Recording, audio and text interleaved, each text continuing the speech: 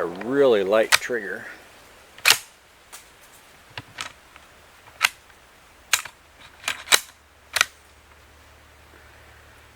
And let's do this one.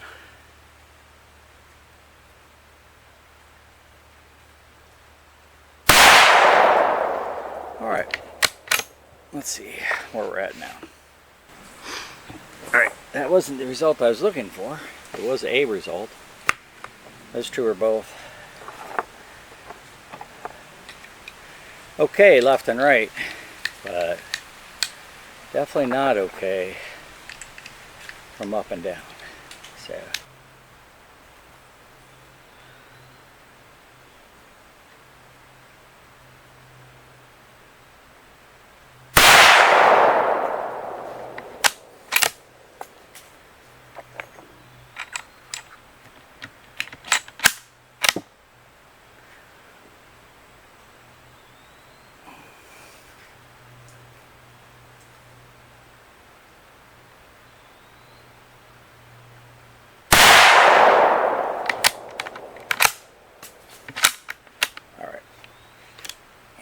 see what we got. Well, it definitely moved it closer. Let's try two more. Head on safe.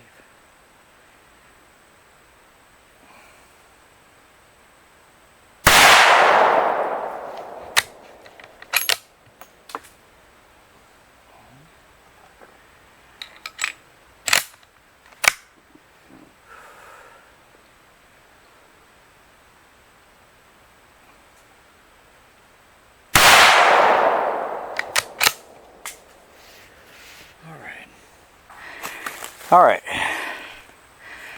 I hope you're getting me in picture.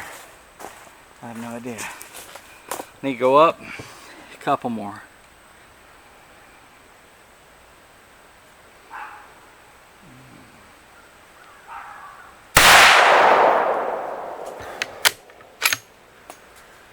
Let's try one more.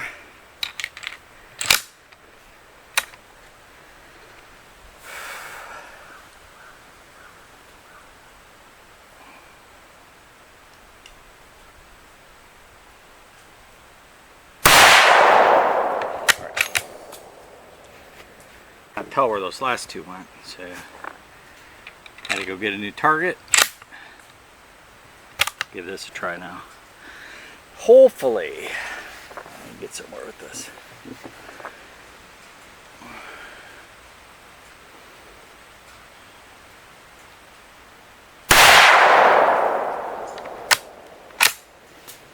It sounded like I didn't.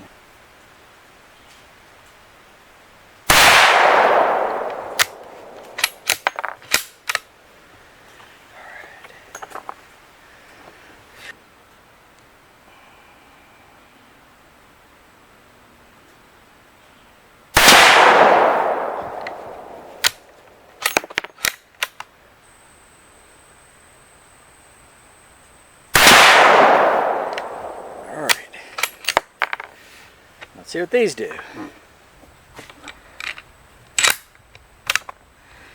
So my left and right are good still.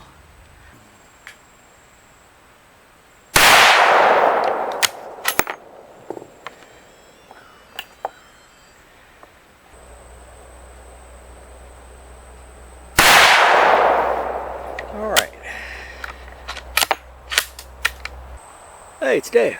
So out here in the rifle range, and I just went through the progression of sighting this reflex sight that I put on my rifle, and I'll go through all that in a second. But the process sometimes can be a little frustrating, and it was for me this time. I overcompensated on my first shots for how low they were, causing me to go way too high. Then I had to go back down and then get back on target. It's enough so I had to get a new target. After that, it only took me 6 more shots. It really only should have took 8 shots at the most. But because I did poorly in adjusting by just guessing and not actually, doing the ciphering in your head, what does each click equal, having the right kind of screwdriver, all those things means something, and I took the short route because I left my info on the Bushnell at the house, and so that makes it take longer. But the good news is it's spot on right now with this ammo, Winchester Target Practice, which is cheap. I'll have to come back before season and try it on the deer hunting ammo that I have. It's also Winchester. It's 350 Legend, 150 grain, extreme point. Dave, what are you doing? So I wanted to get something a little bit more friendly for the environment here, where everything's so close. I tried hunting here last year with my 30-06 and found myself, the barrel was it's a 22-inch barrel. It's a Savage 110, 22-inch barrel, but it has a big scope on it and stuff like that. And so it was difficult wielding that around in the tight quarters, and often 2 times I got busted because the deer saw me move the barrel of my rifle to get, just a hair to get a better focus on them. And I think part of that was because the barrel sticks out so far from where I'm at, and it's close quarters. So anyway, and then one other time I couldn't get a deer in the reticle in time to get a shot off, so I missed it. So for me, I wanted something. It's not a need. I definitely could use one of my lever action rifles, which I've shown. The 30-30 works really well out here. But 30-30 ammunition I found is not very reliable to get. In fact, I wasn't able to get it until just these past couple months. And so after a 2-year period, I was afraid to use my stock. But 350 Legend's been available the whole time.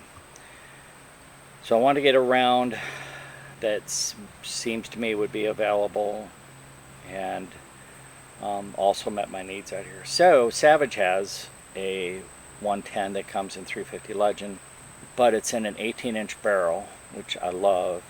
It had a Bushnell scope on it, which I did not want. I wanted a reflex sight, so I went and ordered and got a Bushnell Reflex Sight and put it on here, and it works really well. I'll put all the specs in for both. Last year I should have just hunted with the 30-30, but I just didn't want to burn up my ammo. That was the deal. Now that there's some available, I probably could have hunted this year with the 30-30, but I just want to have the ability to hunt in the future without having to worry about ammo. So that's why I got this. Now, when I was buying it, they talk about how kids use this round, or it's the female or a woman's round and stuff. Whatever, I don't care. It's it doesn't have a huge kick to it. It reminds me of shooting like a hyped up 38 Special. It's a fat round and shoots a pretty good size hunk of lead down there. But it's not like shooting a 30-06. It's not like shooting a 308. It's not like shooting a 45-70. I would shoot my 45-70 out here, but it's got a scope on it, and I don't want to take the scope off of it. So I'll bring this back out probably right before season, just to make sure the hunting ammo shoots on. I'm confident that it will. I feel like this is on well, so I don't have any concerns really. But you just want to check to make sure before you hit the woods. So probably around the end of archery season, I'll come out here as I'm shooting the muzzleloader. I'll shoot this again to make sure, as I do any rifle before I hunt with it, I want to make sure it shoots well. Don't want to just wound an animal. So anyway, there you go. I hope you enjoyed it. Not the most successful process of sighting something in, but hey, it's the way it goes. Thanks for watching. I really appreciate it. Like I say, make kindness your business. Do something kind for somebody. Hey, a day on the range is a fun day, but on the way out there, think of something nice you can do for somebody, or just whatever. Help somebody put groceries in their car without being creepy about it.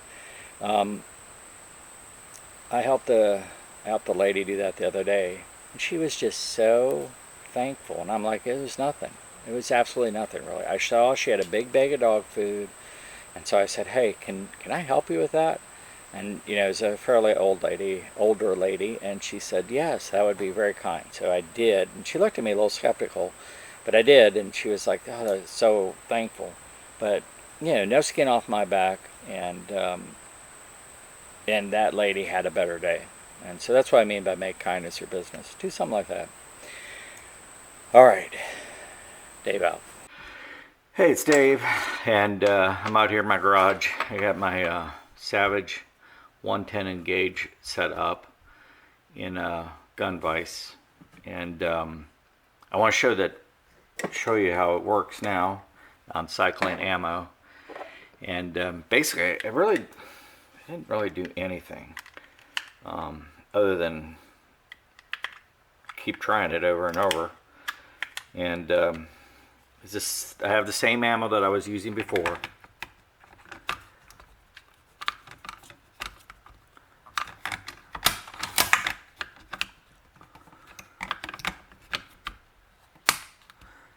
Alright, so I got my ammo in, and I have 2 rounds in there, so let's see. And it cycled fine. So let's dump that out. And let's do the second round. And it cycled fine. So I've repeated this like 20-30 times, and it does it fine. Now, the things I'm not doing when I'm ejecting is, although I go slow, I'm not stopping and pausing. And also when I'm charging it, I'm not going real slow. I'm charging the gun. So anyways, I mean, that's the only real difference I could tell. The magazine, I mean, it's not the most sturdiest of magazines, but I mean, it seems to work. It has like some flex in it that I'm not really happy about. I mean, it rocks back and forth. And for a while I thought maybe that was some of the difference, but now it's cycling just fine. So I don't know that I have an issue. So anyways, I'm going to add this to the video that I just posted, or that I'm putting together on Sighting This In, so you can see that, yeah, it does kind of work now. So if I have any other further problems, I'll let you know. I'm still gonna, you know, monitor it, and I want to get another magazine for this, so I have 2, which there's none available right now. But anyways, yeah, it's working. So there you go, Dave.